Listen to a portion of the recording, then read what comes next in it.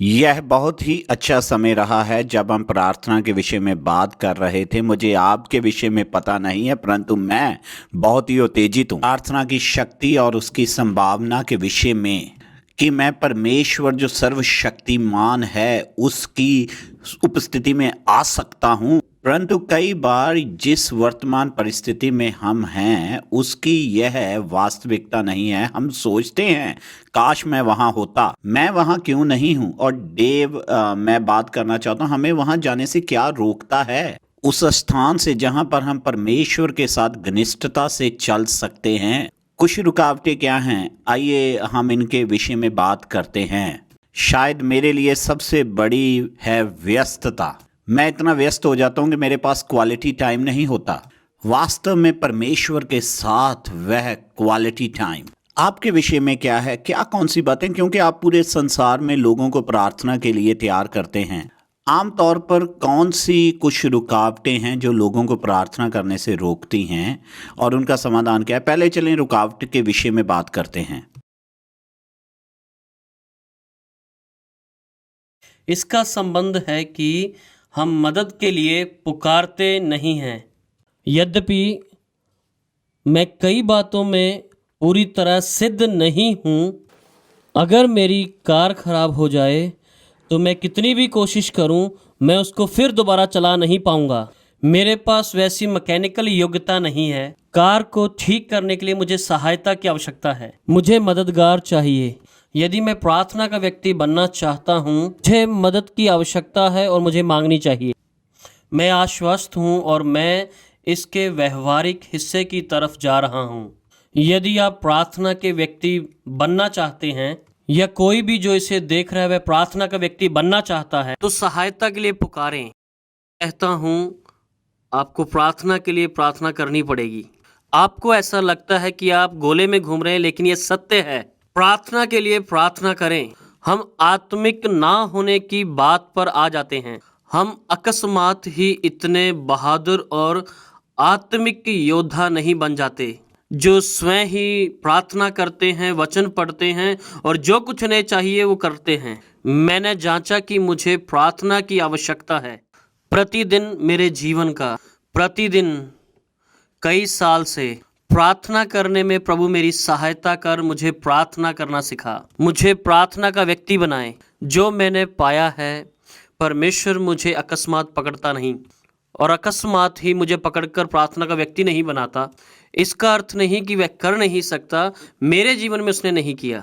यह क्रिया है जिसमें वह कई वर्षों से मेरी प्रार्थनाओं का उत्तर दे रहा है। जिस ढंग से मैं प्रार्थना करता हूँ वो उस ढंग को बदल रहा है। वह मेरे हृदय को बदलता है और मेरी इच्छा को बदलता है। मैंने एक समस्या को देखा है जिसे कई लोगों ने अभी तक नहीं देखा। प्रार्थना करने में उन्हें सहायता की आवश्यकता है जिसे उन्होंने अभी तक मांगा ही नहीं है। हम सोचते हैं ये अनुशासन है, मैं सुबह सुबह उठूंगा, प्रार्थना के लिए समय निकालूंगा, मैं यह करूंगा, मैं वह करूंगा। यह हमारा आत्म अनुशासन है। इसके विपरीत हम प्रभु के पास आएं और कहें, प्रभु मुझे तेरी आवश्यकता है। यह मेरे लिए महत्वपूर्ण है। एक और बात है जो बड़ी रुकावट है, जिसके बारे में बातें करना ज़्यादा रुचिकर नहीं, वो है पाप। बहुत से वचन बताते हैं यदि मेरे जीवन में कोई पाप है जिन्हें मैंने अभी तक स्वीकारा नहीं, यह मेरे प्रार्थना के जीवन में रुकावट बन जाते हैं। वचन बताता है कि तुम्हारे पाप ने तुम्हें परमेश्वर से दूर कर दिया, वह तुम्हारी प्रार्थनाएं नहीं सुनता। हमें इसे पहचानना चाहिए। और मेरे जीवन में एक बात है, मैं संघर्ष करता हूँ, अनुभव करता हूँ कि मेरा प्रार्थना का जीवन इतना अच्छा नहीं। प्रभावशाली होने के लिए मुझे पवित्र आत्मा की रोशनी को आने देना होगा। यदि मेरे जीवन में कोई पाप है तो प्रभु उस पाप को मुझे दिखा। जैसे भजन लिखने वाले ने कहा, मुझे ढूंढ ले। यही तो है। क्या आप मुझे दिखाएंगे ये क्या है? तो मैं इससे मन फिराकर लौट आऊं ताकि मेरी आप तक सीधी पहुंच हो सके। इसलिए मैं ये विश्वास करता हूं जो पहली चीज की हमें आवश्यकता है वो है सहायता। इसलिए मांगो। दूसरी बात, हम इस पर लंबे समय तक चर्चा कर सकते हैं। यह है मानना कि हमने पाप किया है, हमें इसका सामना करने की आवश्यकता है। फिर तीसरी बात जो मैं सोचता हूँ बहुत बड़ी रुकावट है, जो पहले के साथ संबंधित है, यह हास्यास्पद है, यह नहीं जानता कैसे। मैंने देखा, मैं वर्षों से यात्रा कर रहा हूँ, जब हम मसीहों से बातचीत करते हैं वो सब प्रार्थना करते हैं। जब आप उनसे पूछते हैं तो वो कहते हैं कैसे प्रार्थना करनी है। मैं वास्तव में विश्वास करता हूँ एक काम जो हम व्यक्तिगत रीति से कर सकते हैं, चर्च के अगुओं को ये सुनना चाहिए। हमें लोगों को संसाधन देने की आवश्यकता है, सिखाना चाहिए। ना केवल यह कि प्रार्थना करनी चाहिए, पर यह कि कैसे प्रार्थना करें।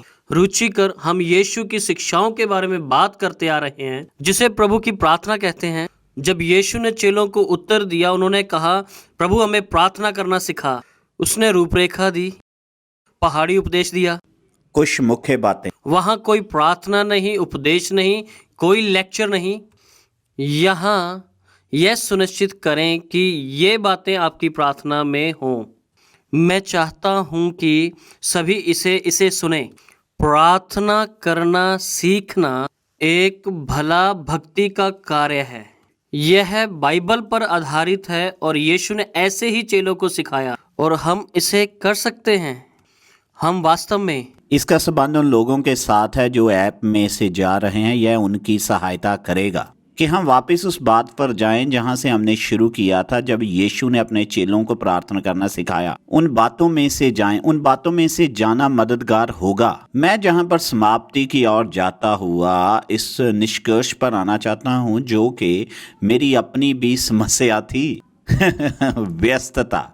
और आपको याद होगा कि बिली ग्रैहम सेंटर में कौम में परमेश्वर ने मेरे हृदय के साथ एक बड़ा काम किया। जब मैं बहुत कठिन समयों में से जा रहा था और मैं बिल्कुल थक गया था और मैं छोड़ देना चाहता था, और प्रभु ने कहा कि सैमी तुम्हारी समस्या है, तुम मेरा इंतजार नहीं कर रहे। और मैंने अपने आप को समर्पित कर दिया और उसके पश्चात प्रभु मुझे निर्देश देने लगा कि कैसे करें। उसने मुझे मेरा कैलेंडर दिखाया और मुझे कहा कि तुम कहते हो तुम्हारे पास समय नहीं है, जहां पर यह बात अपने कैलेंडर की ओर देखो। और मेरे कैलेंडर में बहुत ही घटिया बातें थी, ऐसी बातें जो कि जरूरी नहीं थी परंतु ठीक थी, ऐसी बातें जिनकी जगह पर समय व्यतीत करना प्रभु के साथ आ सकता था। मैं सोचता हूँ यह आता है उद्देश्य और प्राथमिकता की धारणा से। हमारा जीवन में उद्देश्य क्या है? यीशु ने बताया कि उसे प्रेम करो, लोगों को प्रेम करो, प्रभु से पूरे हृदय से प्यार करो और लोगों को अपनी तरह प्यार करो। यह हमारा उद्देश्य है। तो इस उद्देश्य के अनुसार हमारी प्राथमिकता क्या है? कि प्रभु से प्रेम करें और इसके लिए समय चाहिए। तो मैंने क्या किया, मैं गया और मैंने देखा कि मेरे जीवन के लिए सबसे महत्वपूर्ण क्या है, क्योंकि जीवन छोटा है। जब अंत में यह आएगा तो वहां पर यह कैसा लगेगा।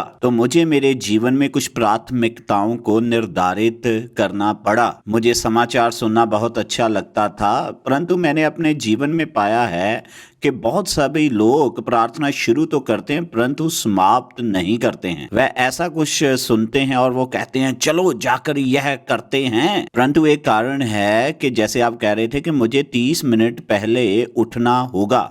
देखें, सभी के शरीर की आवश्यकताएं हैं और किसी के शरीर को इतना समय नींद चाहिए, किसी को इतना समय। यदि आप इसे छोटा करेंगे तो शायद आप थक जाएंगे और आप इसे छोड़ना चाहेंगे। मुझे यह कहना होगा कि यदि मैं 30 मिनट पहले उठना चाहता हूं तो मुझे मेरे जीवन में से क्या निकालना होगा कि मैं 30 मिनट पहले बिस्तर पर जा सकूं।